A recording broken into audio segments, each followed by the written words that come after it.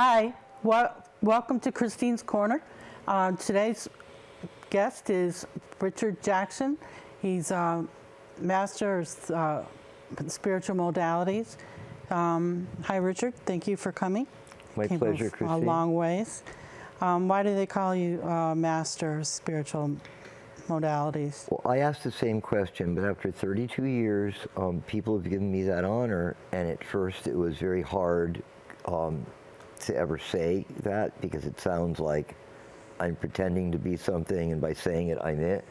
But I believe where I've been, many people think I've earned the right and displayed that kind of gifts and that kind of knowledge.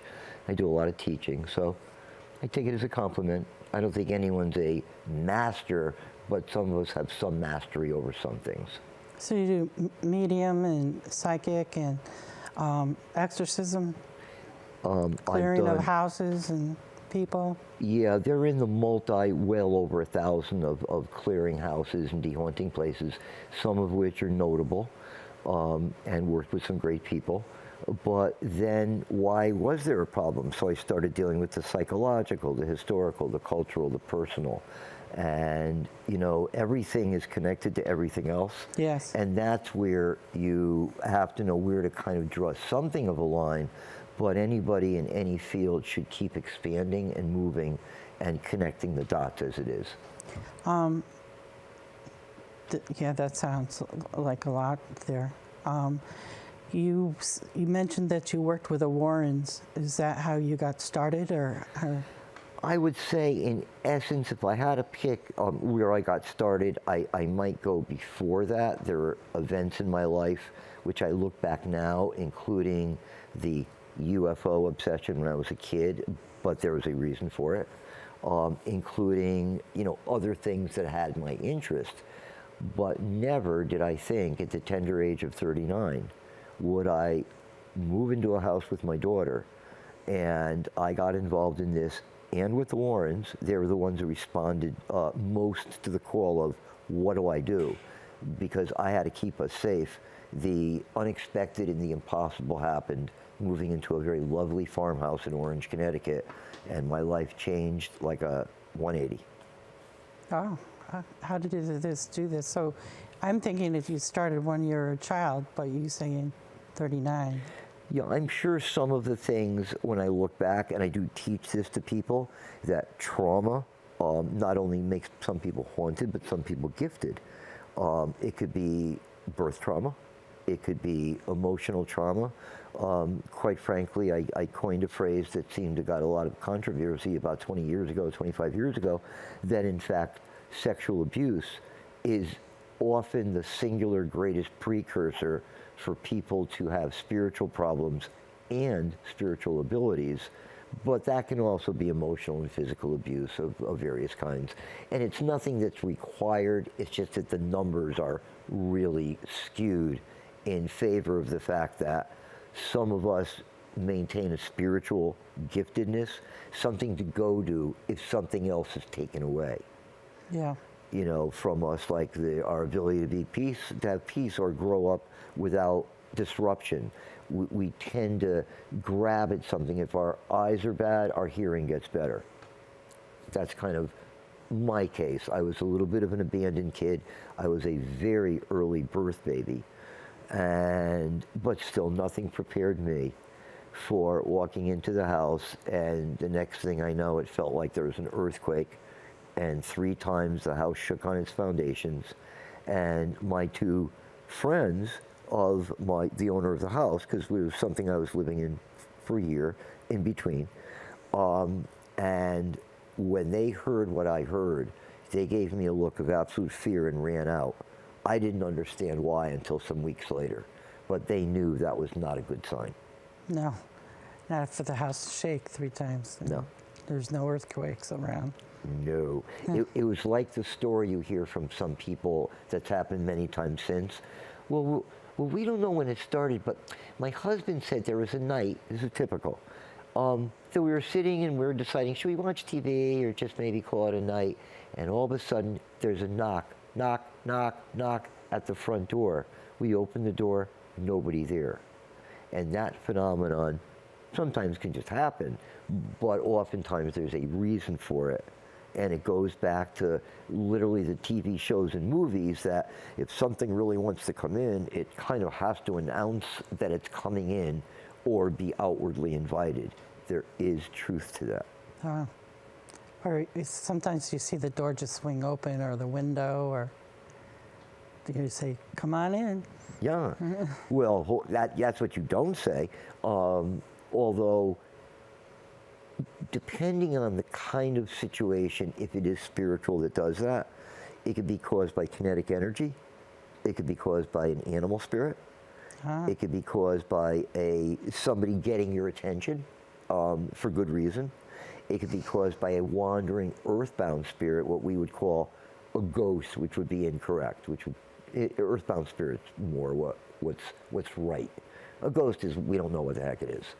So an earthbound spirit, and then there's other inhuman spirits of various kinds, and those are the ones that do the three knocks. And some of that stuff happened in front of reporters and in TV and stuff about the playing on the number 3. It's basically a middle finger in the air to the Holy Trinity.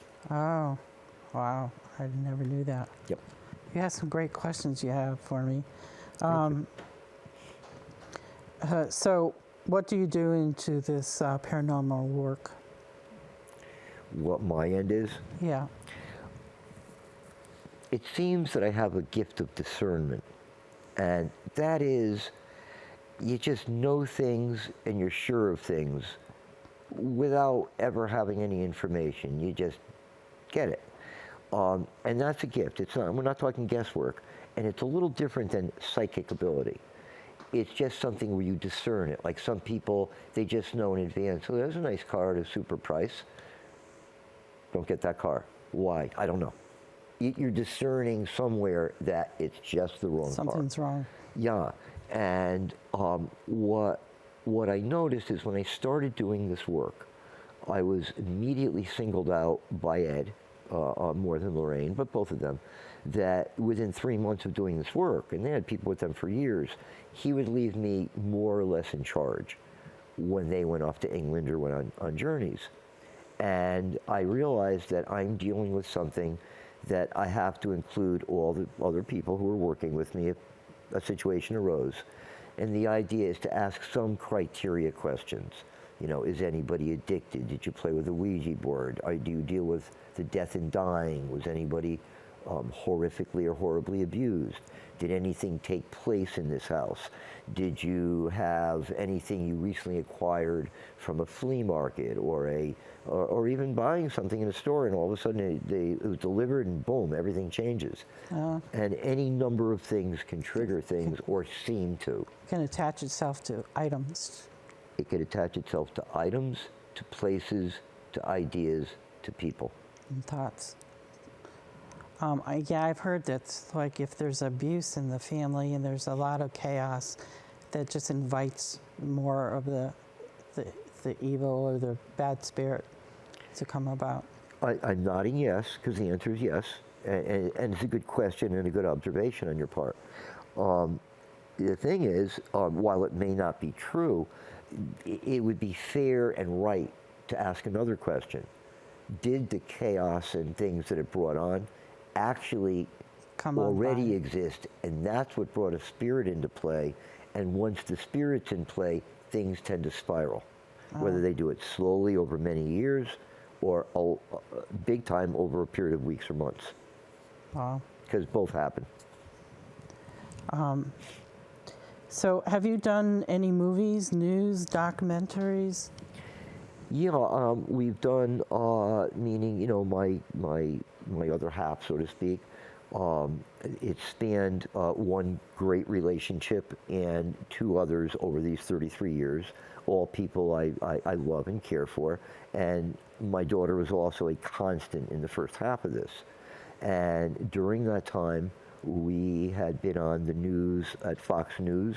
I gave, which surprised me more than anyone, the correct major story of the coming year on Channel 61 in Hartford.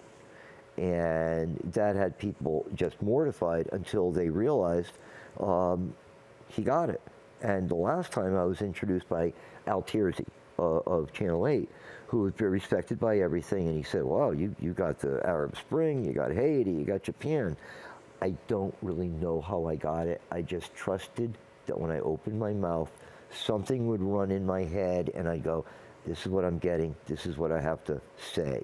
And I just trusted. It isn't like I was just a body and something used my body. No, I worked on it, but I worked on it in 3-4 seconds. As they asked me the question, the answer was coming to me, not before. Which I knew what they were going to ask, but I couldn't possibly get the answer because I knew I'd get the answer when the pressure was on me. Okay?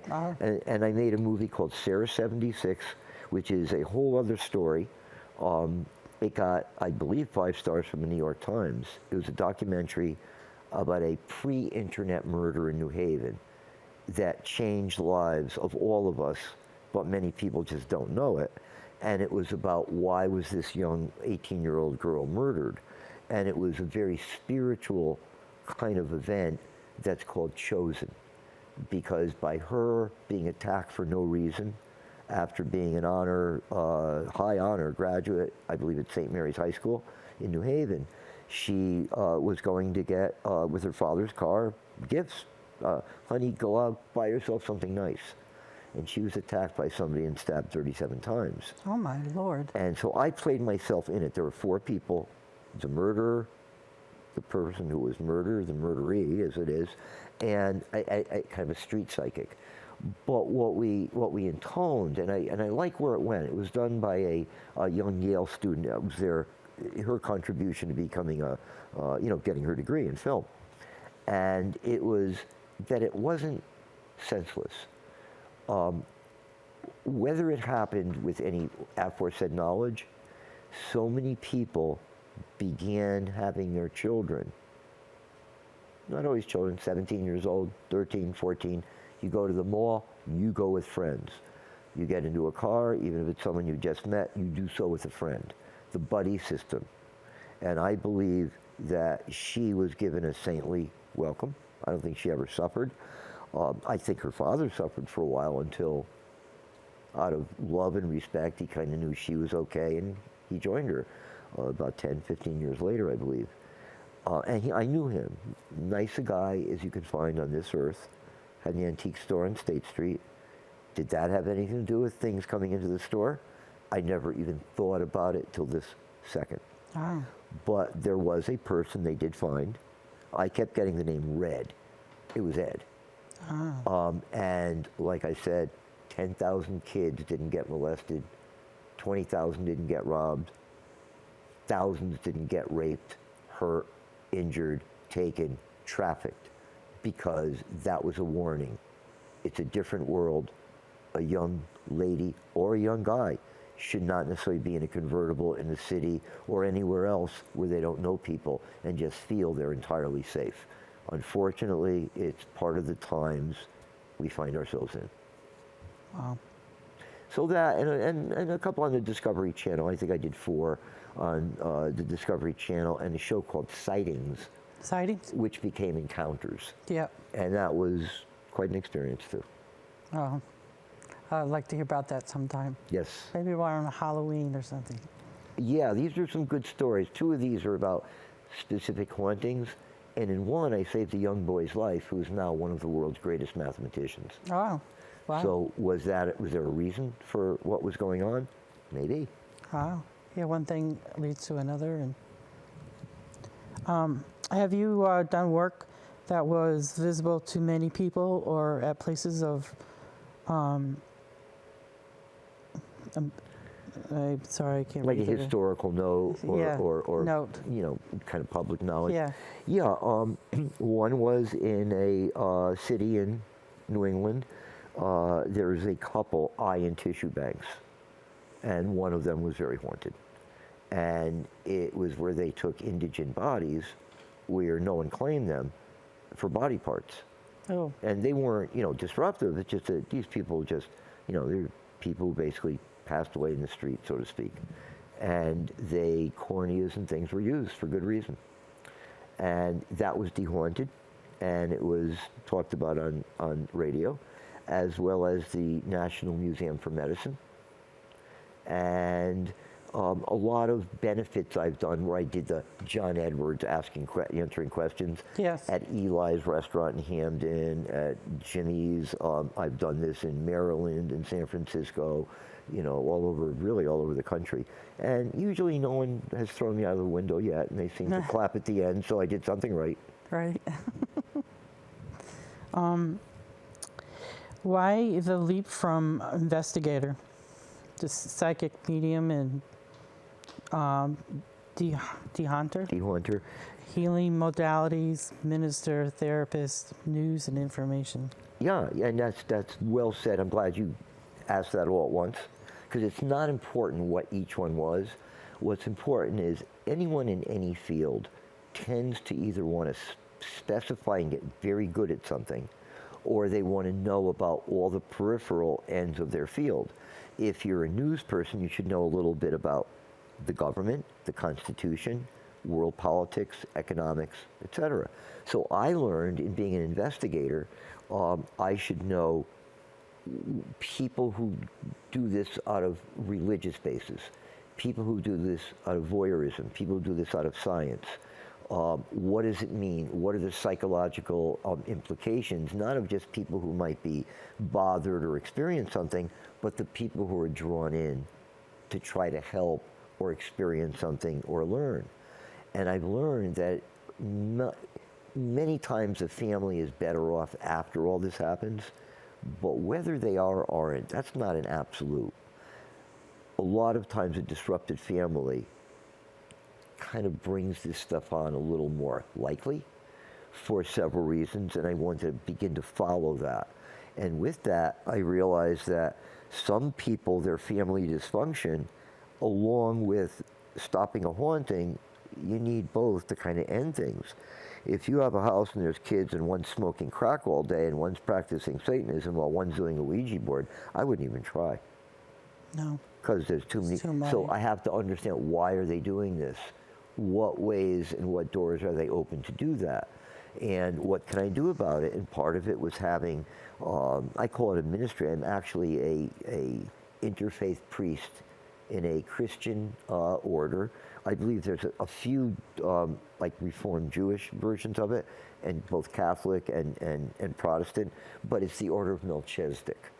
He was somebody mentioned in the Bible, and quite a man, and I'm in that order, and I've done many marriages and things like that. It did give me clout. It gave me a little extra clout in coming in and, saying, get out in the name of the Most High. In whatever language, it absolutely helped. When you do the spiritual exorcism or clearing of the house, how does that must affect you in some sort of way, does it? And what do you do for it? Sometimes I get a thank you. Does it leave with you? Does that spirit, good, bad, evil, does it stay with you? Or does it leave with you, or do you make it go where it's supposed to go? I like to make it go, but it's one of those things where you don't always hit a bullseye every time.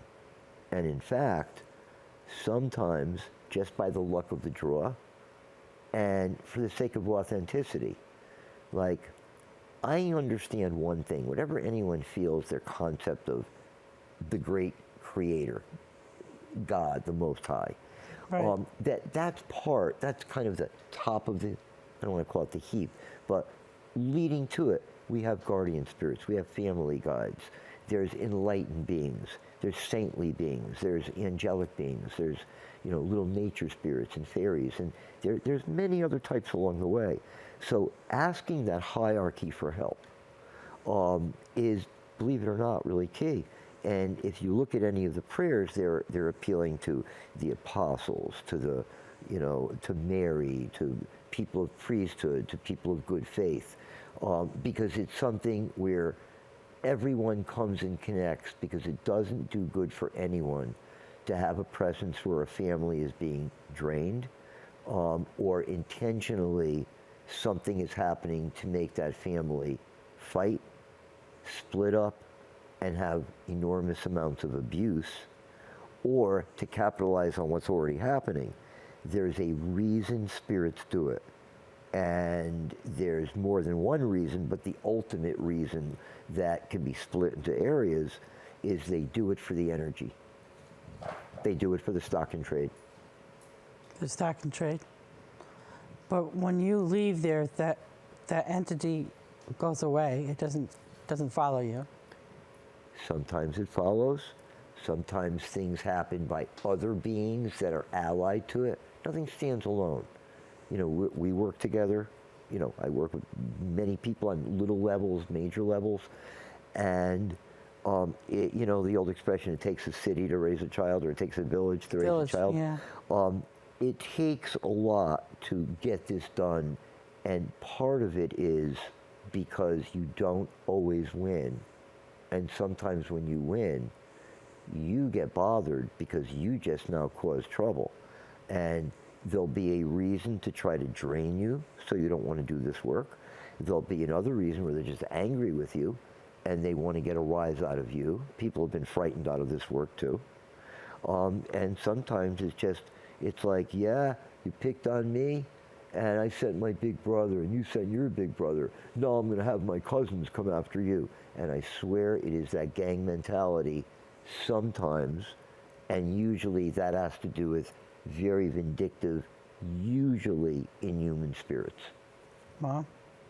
Inhuman spirits. Wow. You have a podcast site that you're building?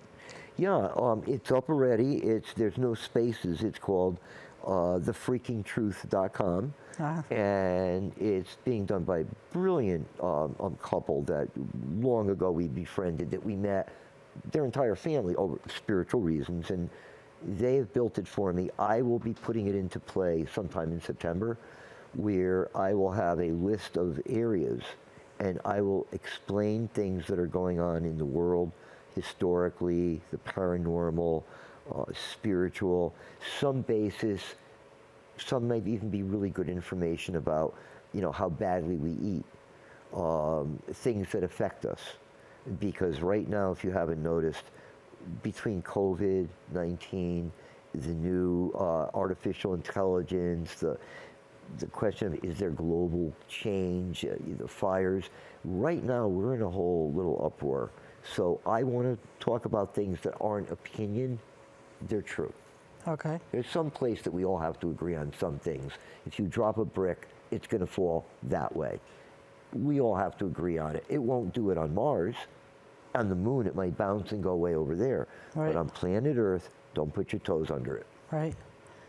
Well, we seem to have run out of time, so I'd like you to come back again, and we can further discuss more what that you do. So happy to have you here, and come back again. And that's richardjackson.com. Yeah, it's actually richardpjackson.com, and it will be thefreakingtruth.com. Oh. And I welcome anybody. My number's there, and there's also a way to contact me by hitting a button. And I'm getting very active again. I'm actually feeling the best I felt in years. So great. I'm into a new mode, and I couldn't be happier being here with you. Oh, thank you so much. Thanks, Christine. And thank you for coming to Christine's Corner, and we'll see you again for the next visit. Thank you.